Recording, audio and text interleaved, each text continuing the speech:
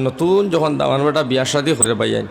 তো আমরা সিলেটে খাসাড়ি মানুষের একটা নিয়ম আছে সারারে খাওয়াই বাইয়া বরযাত্রী বিদায় দিবার সময় দামান বেটা একবার বড় করো নেই নেই নেন যারা বিয়া করছে এরা জিও হইও যারা করছো না হুদাও জিও বা ও নীলা করো নিয়ালে এরে হড়ি বুঝায় আর দাম ধরে দেখাই কই দে আর তোর নানান হরিণতে ফুফু হরি নানি হরি মই হরি আপন হরি দাদি হরি এরাই তোরা দেখোই না দামান বেটা দেখোই না